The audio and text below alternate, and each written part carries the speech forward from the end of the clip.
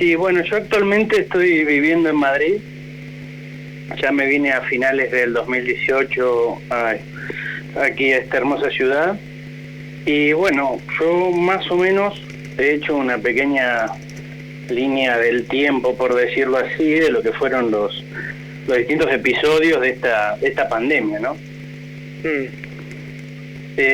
Básicamente, si querés, podemos hacer un resumen de algunos puntos fuertes que sucedieron acá en Madrid, que es el caso donde yo más lo viví de cerca, y después, si querés o tienen alguna otra cosita, lo podemos también ampliar. No sé cómo es de tiempo, pero bueno, vos sabés que yo soy una persona que le encanta este medio, así que parame y por favor, si tienen alguna duda o consulta en base a lo que estoy diciendo, me pueden también preguntar. Dale, vos arrancá nomás. Mira, el primer punto fue el detonador que muchos discuten el 19 de febrero, ese famoso partido entre el Atlanta y el Valencia en octavos de final de la Champions, ¿no? Esto se celebró en el estadio, en el San Siro de Milán, que fue declarado días después un sitio de altísimo riesgo, donde hasta hace poco ha vuelto un pequeño repunte en los contagios, ¿no? En ese partido asistieron 43.300 personas, más o menos, y el Valencia, después de ese partido, de este 19 de febrero, habiendo distanciado a la plantilla del entorno y del público, dio un 35% de positivos. O sea, estamos hablando de lo que fueron ya en febrero, con la importancia que tiene el fútbol, todos lo sabemos muy bien, el primer indicio de que estaba pasando algo serio a nivel pandémico en Europa. Después de eso, ya sí nos venimos a Madrid, que fue la famosa marcha del 8M. Esto se celebró en marzo, el 8 de marzo justamente, que fueron las asociaciones feministas, en realidad en lucha de la igualdad, por el trabajo, que ya vienen marchando hace muchos años, habían organizado estas múltiples marchas por toda España. Acá hay un dato interesante. En el 2019 en esta marcha participaron 375.000 personas. Ya en el 2020, y habiendo encendido algunas alarmas coronavíricas, por decirlo así, ya estaban participando en Madrid, yo hablo siempre de Madrid, 120.000 personas. O sea que tenemos menos de la mitad. Hoy hay una noticia destacada en todos los medios de España, en el cual han sobreseído al delegado del gobierno, José Manuel Franco, que había autorizado esta movilización. ¿Por qué? Porque se lo acusaba de que, sabiendo de esta pandemia o de este virus que se conocía poco pero que afectaba tanto, permitió esta movilización. El 11 de marzo, o sea, unos 3 días posteriores a esta marcha, se nos informan a nosotros los padres yo tengo un niño pequeño que va a una guardería, que se suspenden las clases. O sea, ya evidentemente como ciudadano ya estamos como viendo que había mucho ruido, ¿no es cierto? No solo en lo deportivo, no solo en las manifestaciones que normalmente suceden con total tranquilidad, sino que ya que nos diga en la escuela, señores, shutdown total, vayan el miércoles, último día de clases, se buscan a los niños y se acabó hasta el sábado, que fue que se declaró el estado de alarma. Hasta ahí, no sé si más o menos tenemos un panorama de algunos hechos que fueron importantes para lo que va a ser ya la gran etapa de cuarentena, ¿no es cierto? Hasta ahora estoy diciendo, párenme o háganme alguna pregunta, por favor, si ven que queda alguna cosa pendiente.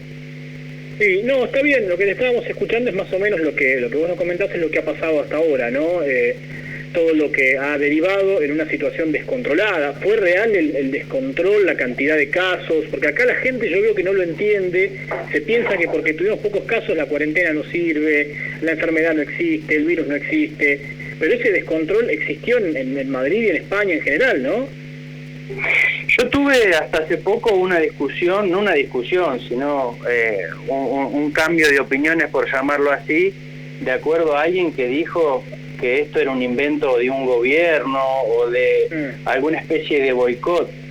Yo creo que hay que ser muy ignorante para pensar que casi hubo 1000 muertes por día en España y estamos hablando que ya nos estamos encarando a casi los 400.000 casos a nivel mundial, de que esto no exista. Esto ha sido terrible y te puedo asegurar que he vivido momentos de ciencia ficción que escapan a la realidad, que uno podría llegar a pensar que forman parte del día a día. ¿Y ahora desde cuándo notan que está más liberada la cosa, Juli, ahí en España? A ciencia cierta empezó lo que era el plan de desconfinamiento ya marzo, a finales de abril. Pero en realidad hubo un periodo de preparación, porque se sabía que en España se hizo muy bien la cuarentena.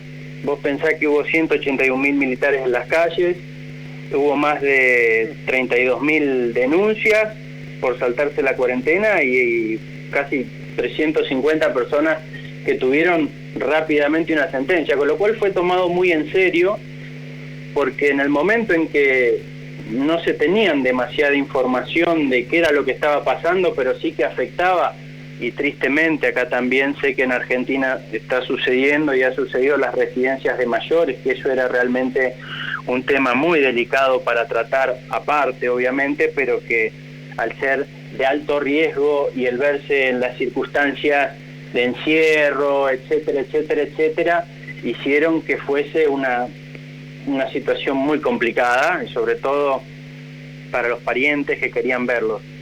Entonces, el ahora mismo alguien que me diga que esto no existe es que se está quedando en la parte asintomática del coronavirus.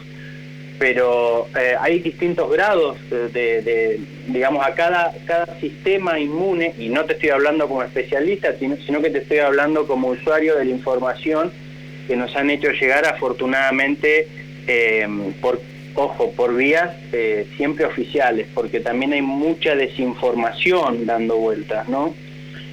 Entonces, sí nos informaban de que había un alto grado de contagio, que todavía no se tenía muchas ideas de qué podría ser el causante, pero sí todas las medidas para poder estar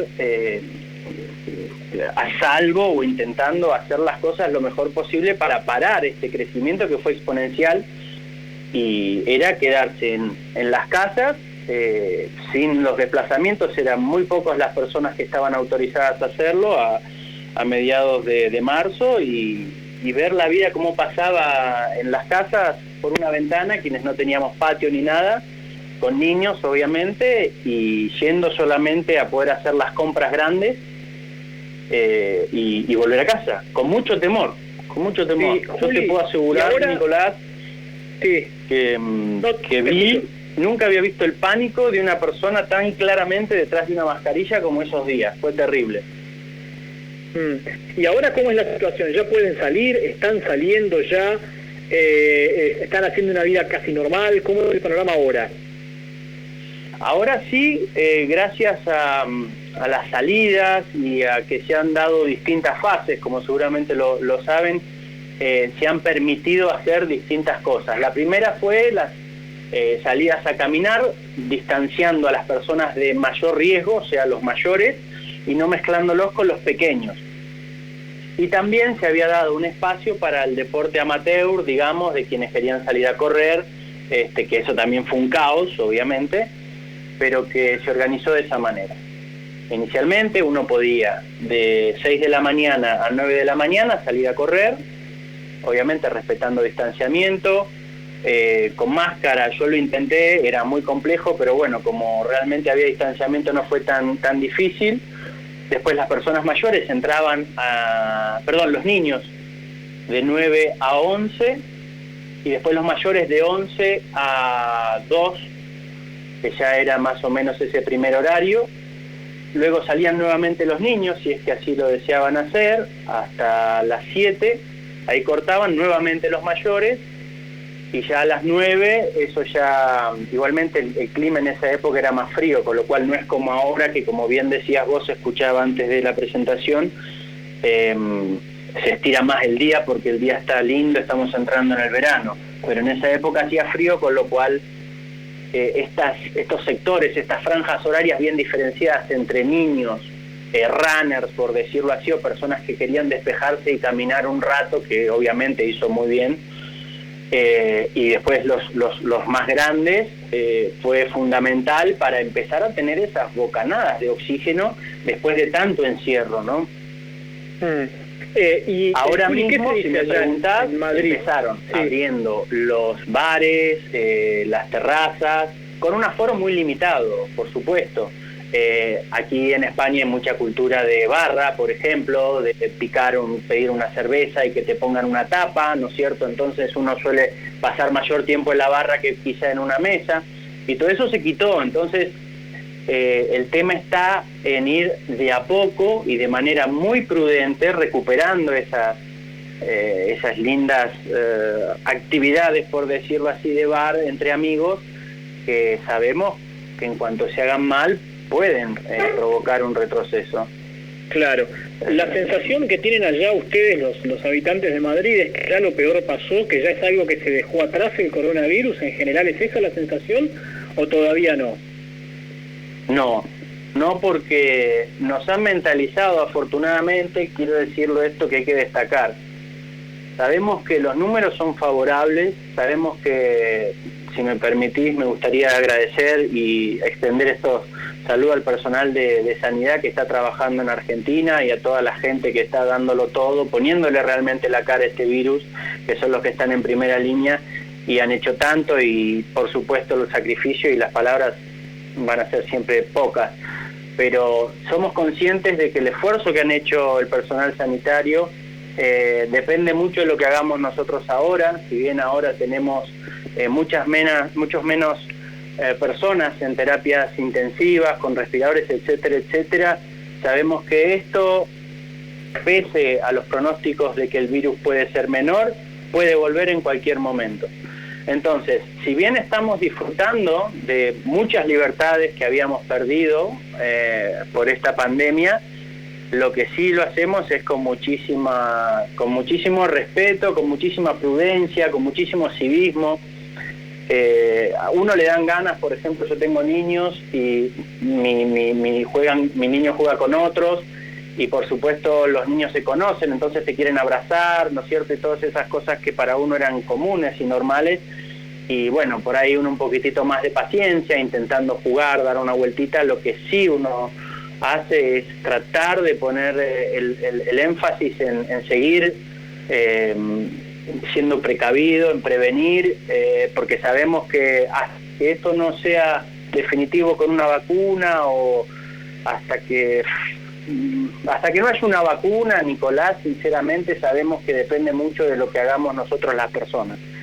Ahora nos toca ser responsables a nosotros y nos toca realmente cumplir los protocolos como son.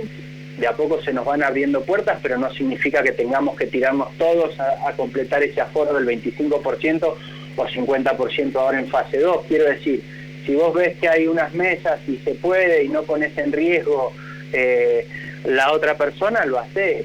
Si no, vamos, hay toda una vida para eso. Creo que esto nos sirvió mucho para concienciarnos del pensar en el otro y del poder tomar partida en esta pulseada que fue tan terrible, que en primera mano tuvieron que atajar el sistema de salud y todas las personas que están ahí. Ahora nos toca un poco a nosotros, y es cuando, bueno, ahora hay que sacar pecho y decir, ¿de qué forma lo hago? Bueno, siguiendo la higiene individual, utilizando las mascarillas, los tapabocas. Buenas tardes, presidente. Evitando entrar a las casas, digamos, con los zapatos, bueno, un sinfín, todas las normas que seguramente ya manejan y han repetido, que muy fácil se dice, pero que a veces cuando llegamos a casa pareciera ser que pensamos que no, ¿no es cierto?